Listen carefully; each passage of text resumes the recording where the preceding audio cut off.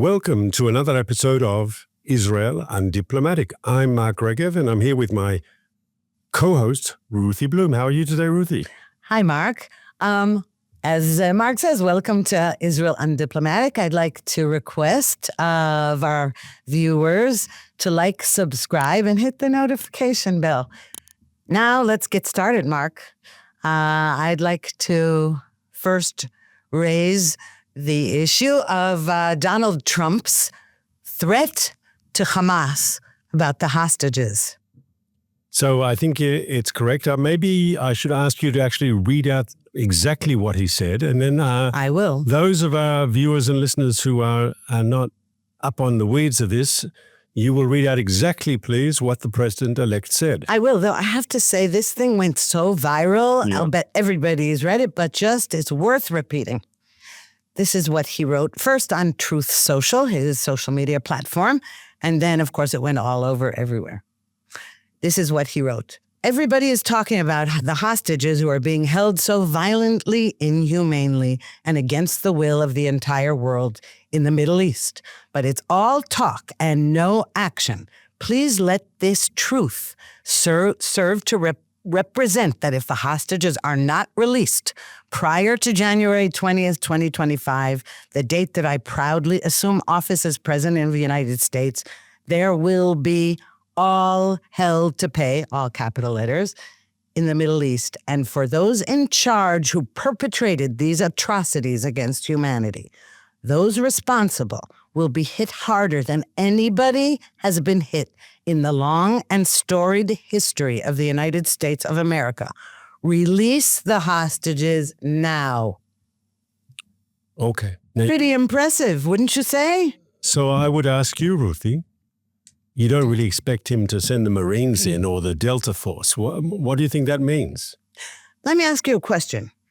Is what he ends up doing the thing on everybody's mind right now? Yes, some people are discussing, what does he mean? Is he going to send in the Marines? No, I don't think that that's what anybody believes. What we do know is that he took the reins. Unlike the Biden administration, President Biden, for 14 months has said, okay, let's negotiate. Okay, let's negotiate a ceasefire. Okay, bring the hostages home. In other words, bring them, Israel, bring them home. Meaning, Prime Minister Netanyahu, they're in your basement, release them.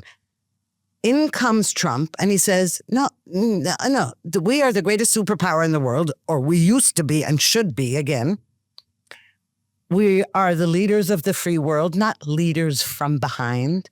And I'm telling you guys, also there are American hostages, but aside from that, no, this is unacceptable. And you think you little despotic terrorist, bloodthirsty perpetrators of the October 7th massacre who are raping and beheading, who raped, beheaded, etc., and are continuing to commit atrocities in the tunnels of Gaza. You think that I'm going to tolerate this? No. You better deliver. And that message is as important as anything right now. Because, he's warning them, my time is coming soon. And don't test me. So I first of all think it's very important what he said. And I think it could actually help us get a deal to get the hostages released before January 20th. We know that many people around the world and many people in the United States think there's a screw missing with Donald Trump, that he's not your regular politician. Some people think he's crazy. They think he's mad. And though that may worry some Americans because he's their president, not those who voted for him, obviously, but the truth is America's enemies, who tend to be Israel's enemies too, that's good for us. That's good for the free world. Why? Because, as I said on a previous podcast, if you have all this military equipment, all these missiles, all these tanks, all these special forces, submarines, everything that the U.S. has in its military, but people think you're never going to use them, right? They're not worth as much. But if people think, you are someone who is capable of using these things, that you have no qualms about using American power when it is necessary, That's an important message. And when you talk about groups like Hamas or Hezbollah or the Iranian leadership in Tehran, I mean, you can talk about international law and what is right until tomorrow, but it doesn't help. Ultimately, these groups understand only one thing, and that is force and power. And I think Trump's comments, together with other factors, do give us today a moment of opportunity to see the hostages released. There's the Trump threat, and it's clearly a threat to the Hamas and its organization. I'm not sure it's a threat. I mean, it's vague, yes, it's opaque. But if I understand the Trump worldview, it's not so much necessarily that America would do something very strong and send in its military, but maybe giving Israel a green light to do things that we haven't done before, which from our point of view is not a bad thing. So it's the Trump factor that could help us get the hostages out, but it's also the fact that Hezbollah has been defeated in this war in Lebanon, that Hezbollah that said they would never agree to the separation of the two fronts, the Gaza front from the Lebanese front, they agreed to that separation. And they are now not signed, but they've agreed to a ceasefire with Israel, which we'll discuss later how that's going. And so Hamas feels isolated. Hamas feels threatened. Hamas sees its so-called allies, pulling back away from it. It really is standing alone in Gaza. It sees the people of Gaza, though it rules with an iron fist, of course, but the people of Gaza saying, why are you continuing this war? It's only bringing more death and destruction upon us. So is there a constellation that could bring about the release of hostages with, once again, the Trump words being part of that? I think there is. It doesn't mean it's necessarily going to happen because we know who we're dealing with. But I think if I was a betting man, I would say the odds of a hostage release have gone up. And they've especially gone up because of what Trump said. And you're right. I highly doubt that he'll send any forces to the Middle East. I mean, Americans partly voted for Donald Trump because they do not want boots on the ground in the Middle East. We know that. And Israel doesn't expect that. What we finally want is not to have our hands tied the way the Democrats did for the entire 14 months so far of this war. One thing, and Trump has said so, and every one of his nominees or appointees, I mean, they haven't been confirmed yet, but, for various jobs, FBI, CIA, name it, Department of Justice, every single one of them in an interview has said, Israel is our closest ally. Basically, they said, Israel are the good guys. We know who the bad guys are. The Iranian Axis are the bad guys. And Israel can do what it wants. We're not going to withhold a single weapon. And we're not going to sanction Israel. We're not going to criticize Israel for doing what it has to do. That's a huge difference. As I said, it's not that Trump is suddenly going to come in and do something. But here's why it's also very, very important. You said people think he's crazy. Well, the truth is he's eccentric for sure, but because we now know how he was when he was president the first time, we know that his policies were far from crazy. They were extremely sane. They were surprising because they were many, even Republicans and Democrats and Jews said, oh no, Trump is an isolationist and all. He came into office and he implemented one policy after the other that was good for Israel and bad for Israel's enemies and for America's enemies. And when he says he's going to go in, he's going to reimpose sanctions on Iran, etc. So the enemies are afraid of him. They think he's crazy, although maybe even they now know that it's not that he's crazy. It's that when he vows to do something, he does it. And that enough, these guys have been used to the last 4 years. The world, look what's happened. Trump said, look at it, I'm not in power. And all of a sudden, there's wars all over the world. Well, what that means is, I know that Trump tends to hyperbole. And, he says, never before, and I'm the best, and all of this. That's irrelevant. The fact is that wars did erupt all over the place. And one reason was because all the world has to do is smell American weakness, and boom. Now, now the trouble, I just want to make one last point, and then I'll hand the floor to you. And that is, it's interesting how you said there's a better chance for a deal to release the hostages. And, I personally find it upsetting. It's possible that we'll have no choice and all that. I just think that one of the biggest problems of the Western mindset is that we're winning and we say, okay, we'll make a deal. We allow our enemies to dictate deals to us. And the same thing, and this is why you can now talk about Lebanon.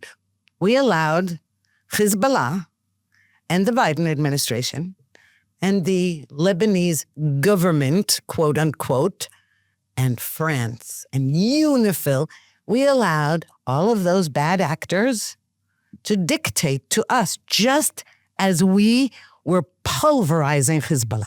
So I want to say in my own defense, Ruthie, when I say a deal, I mean a deal on Israel's terms, a deal that Israel can live with. And we could have had a deal with Hamas 6 months ago had we totally capitulated, probably, and agreed to any, that Hamas stay in power in Gaza and they can build new missiles and they can plan another October 7th. And not return the hostages. So, even in those deals, they didn't say, we'll return all the hostages. No. Correct. And so all I'm saying now is, like I believe, and we'll discuss it in a moment, in Lebanon, we got a deal that was good for Israel.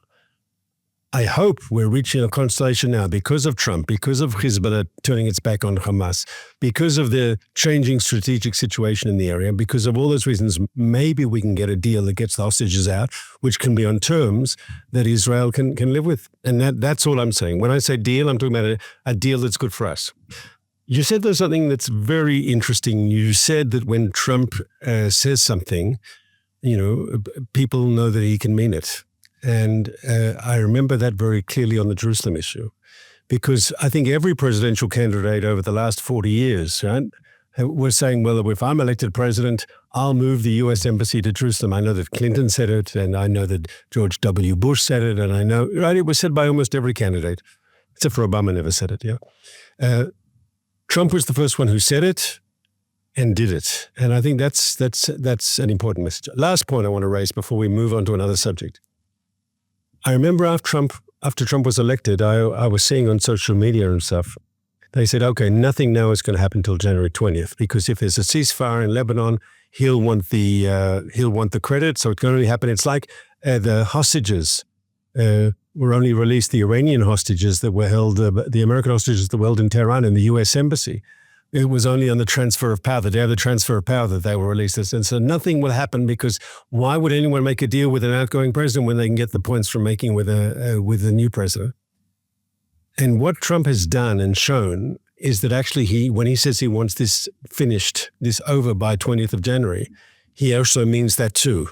And it's actually interesting. I watch, obviously, I'm no longer a government official, but I watch very closely the reports. But having been a former government official, I maybe it gives me a certain understanding. Every time, let's say, Ron Dermer, the Minister for Strategic Affairs, goes to Washington. He went to Washington like a week before the Lebanon deal, and it was obviously that he was finalizing, the aspects of that deal. He met the Biden administration, but he also met the Trump team, and he's coordinated with both. And I think the message of the Trump team is clear to the Biden administration. Don't save anything for us. If you can get things done in the next, couple of weeks before January 20th, we're fine with that. And I think we really do have in the next couple of weeks, we've got the Lebanon deal. We'll discuss that in a moment. But we've also, I think, once again, I know it's not for sure. I know we're dealing with a vicious, anti-Semitic, terrorist enemy. I have no illusions about them. But once again, I choose my words carefully. I think the chances of getting a deal that's good for Israel have gone up. How much remains to be seen. Okay, I'll buy that. I'll tell you, it's funny because months ago, throughout the war, I've changed a lot in my knee-jerk opposition to many of our policies. I have felt all along, each time we're capitulating. I don't know, we're not asserting our power. And I blamed Biden for it, and he deserves the blame, by the way, because, Israel needs the United States. And so we can't just antagonize Biden, et cetera, and Blinken and Amos Hochstein, Mr. Frequent Flyer. But I have been critical all along until I say, whoa, Netanyahu had something up his sleeve that was not immediately apparent. And, we can give many examples, like the beepers going off all over and wounding so many Hezbollah terrorists, the taking out of the entire Hezbollah leadership, killing Hamas leadership. I mean, all of those things were under wraps until they emerged. And right before I said, this is terrible, it's terrible, it's terrible. The same thing when this Lebanon deal, if you read it, and also understanding the players involved, as I said, UNIFIL is in cahoots with Hezbollah. Hezbollah has infiltrated the Lebanese army, and Lebanon is not really a state. And France has become such an enemy of Israel. So all the people there supposedly monitoring and dictating terms of this deal are bad guys as far as I'm concerned. Now, so I didn't like this deal. However, I said, you know what? Give it a chance. Because what we really have to put to the test, as Netanyahu pointed out, the test is not what's on that piece of paper. Between you and me, he didn't say this. I'm saying this, that it's not worth the ink that's on it. However, what matters is, can we get Israelis to move back to their homes in the north? And what does that require? That there is no danger. It's not just missiles, not just rockets. I think a lot of people don't get this. Infiltration, like on October 7th in the south.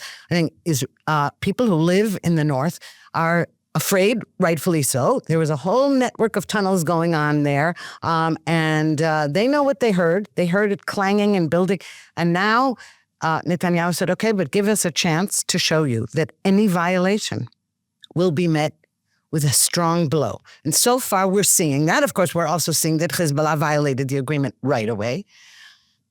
And again, we are counting down the days until January 20th. That's not just Israel. It's the whole world. It's just that Israel, I believe, is counting down with bated breath, excitedly, to finally untie our chains with all of these bad actors. And when I say bad actors, and I know you're going to disagree with me on, I think, when I say France and UNIFIL, France has behaved abominably towards Israel throughout this whole thing.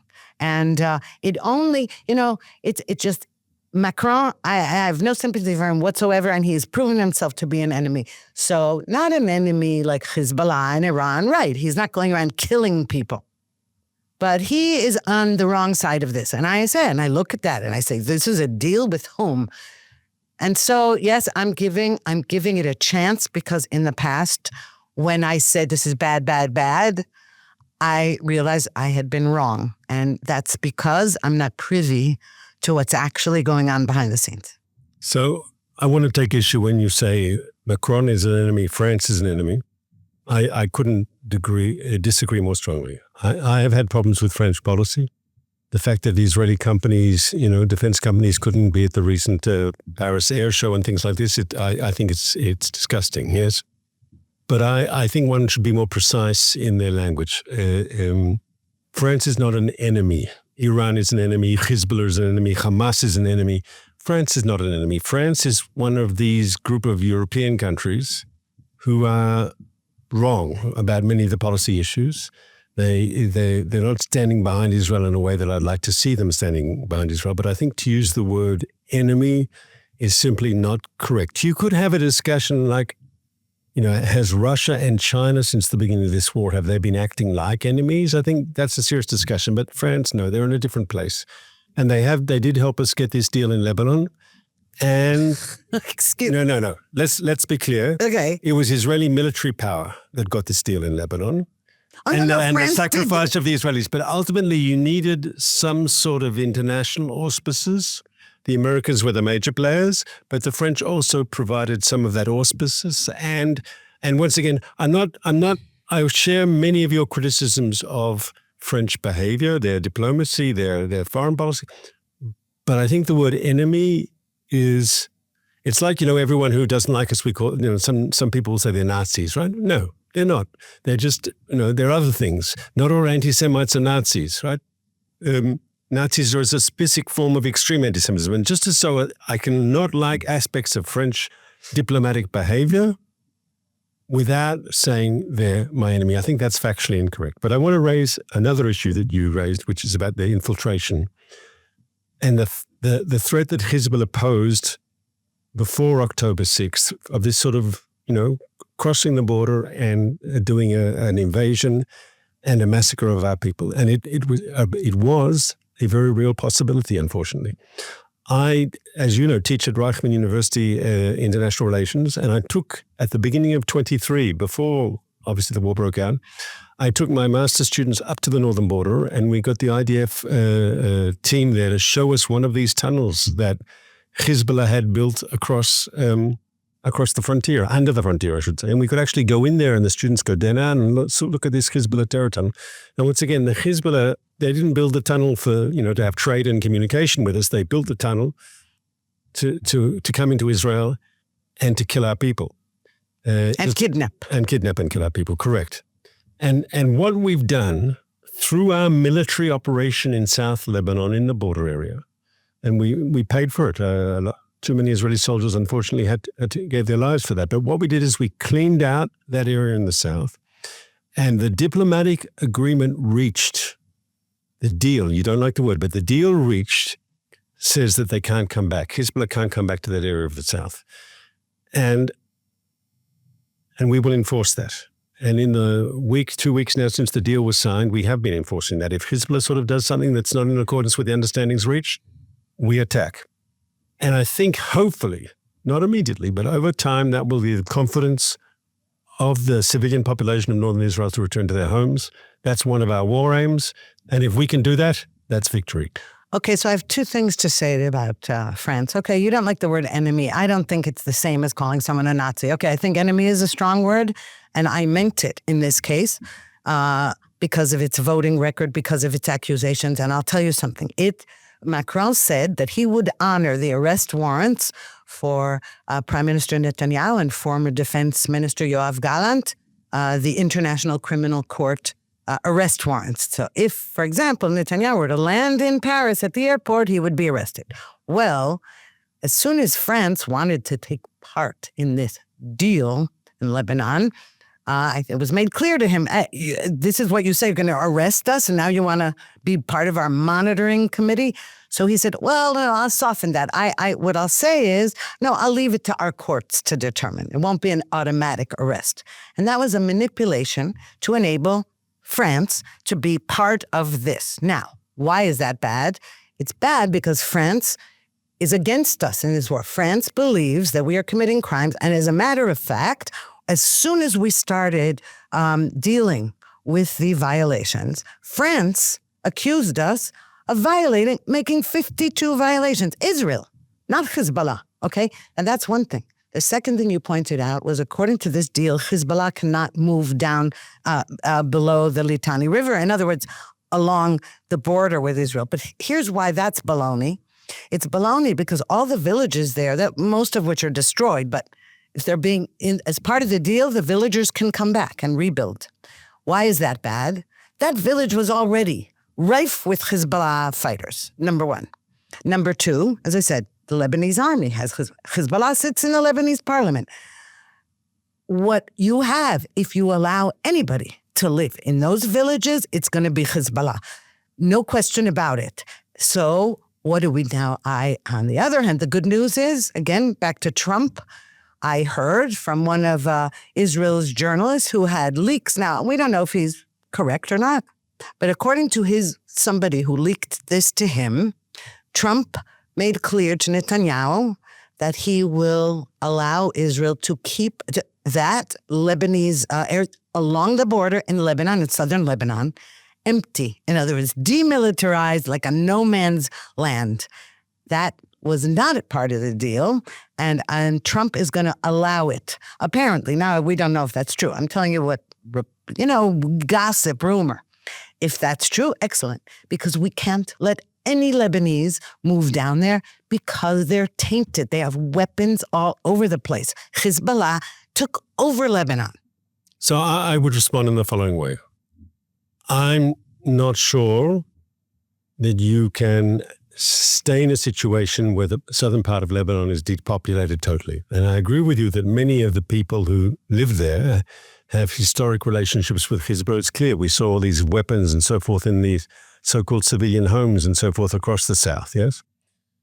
But I think the most important thing is that Hezbollah cannot have any military assets south of the Litani. So if someone comes back and he likes Hezbollah and he might vote for Hezbollah in national elections in Lebanon, all right, I don't like it. But we have the ability. I mean, if someone has got a pistol or a Kalashnikov or something like that, we can prevent rockets, we can prevent missiles, we can prevent serious arms, we can prevent them digging tunnels, we can prevent them digging fortifications, all according to the agreement. And as we say on Seder night for our non-Jewish viewers, the Passover Seder, we say Dayenu, it's enough. It's enough. I said last week when we were debating the agreement, you don't let the possible stand in the way of the perfect, right? And I think it can work, especially if there's an understanding and our enemies understand that Israel, if they do break their understandings, that Israel will have a green light from Washington to do what needs to be done. That's also a very, very strong strategic asset. And it doesn't matter if the story that you've heard through the journalist is correct or incorrect. The fact that the other side might believe it's correct is worth a lot for Israel. Correct. Well, we have to talk about Iran here because again, can we do Syria though first? Can we do well, Syria? no. This is leading to Syria. Yes, Iran is relevant. Iran right now, Iran is trying to keep the Assad regime in power, along with Russia. They're trying to keep the Assad regime in power, and the rebel groups are trying to topple Assad. And what you have, as I keep saying to everybody, you have the Boston Strangler fighting Jack the Ripper, and we've got to decide which evil forces we can tolerate. But here's why I wanted to bring this to Iran. You're talking about Hezbollah. If Donald Trump keeps his promise and imposes huge economic sanctions on Iran again, no more nice guy again, not like the Biden administration that maximum pressure. And forges, again, goes back to forging, in expanding the Abraham Accords with Saudi Arabia, etc. Punishing Iran. Iran won't have money for its weapons, and it certainly won't have money to fund Hezbollah. And meanwhile, in Syria, one of the ways that weapons get to Hezbollah in Lebanon is through Syria. And now if, again, you have forces preventing that, but mainly if you have Iran weakened and somehow paralyzed, that will make the biggest difference of all here. Not that, by the way, the point is, okay, the Assad regime is no friend of ours, and all of the rebel groups, you're talking about ISIS-affiliated groups, you are talking about bad guys from here to there.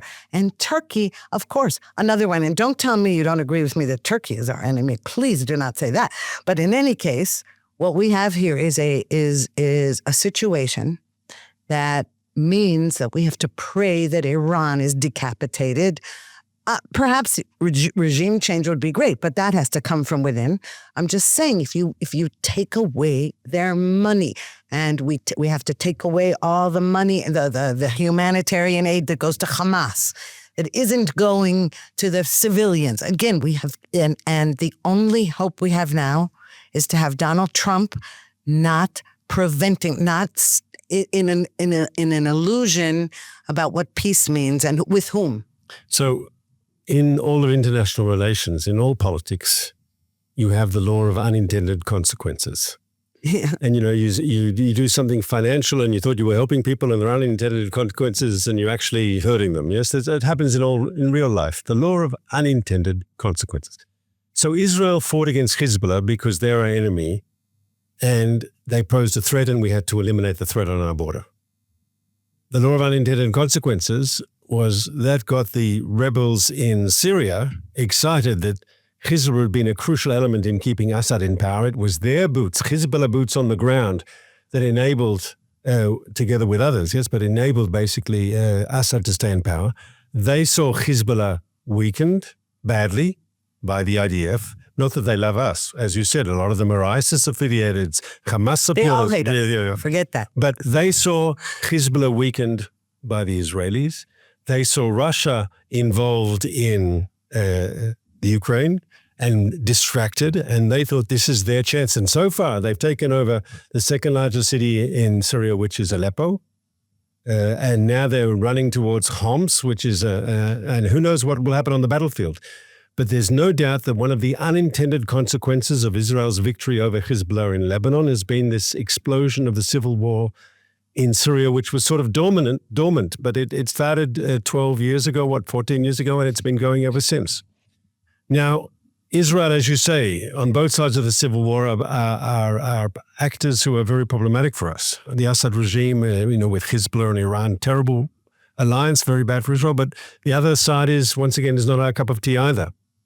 And so the fact that they're fighting each other is probably not bad for Israel. Instability and chaos in Syria, that has certain challenges for Israel. Assad has all these terrible weapon systems, and if they fell into the hands of some of these ISIS-type groups, maybe that's not good either. I don't know how this is going to develop. I don't think Israel should necessarily take a side, but I'll give you something to think about. And I say this totally irresponsibly, but I'm sharing with you my thinking. The Assad regime stayed in power because of support from Iran and Russia. And Israel, despite all the crisis in Moscow-Jerusalem relations, Israel has kept channels of communication with Moscow open. We're obviously not friends. Russians have totally been very hostile towards us. But if Russia has an interest in keeping the Assad regime in power, I don't know if it's possible, but an option, a possibility, maybe is Russian-Israeli understanding that Assad can stay in power if the Iranians leave Syria. That's a sort of a realpolitik deal. Assad is a terrible dictator who's butchered his people. It's not a humanitarian approach. But if it's between Assad and between crazy Islamists, I prefer if it's possible to somehow, because he's under threat, because he's going to lose power, and then Israel can weigh in a certain way. I don't think we'd send our boys to fight for him, heaven forbid, yes. But the idea is that you could have a deal where Iran is forced out of Syria. I think that's in Israel's interest. Okay, I don't know about a deal. Again, that word is probably...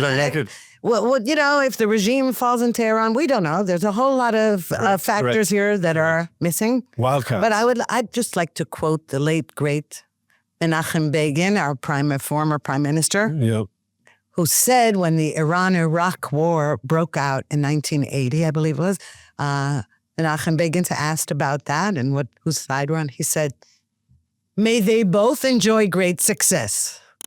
And on those very important words, I will say goodbye to you until next week. Until next week, Mark.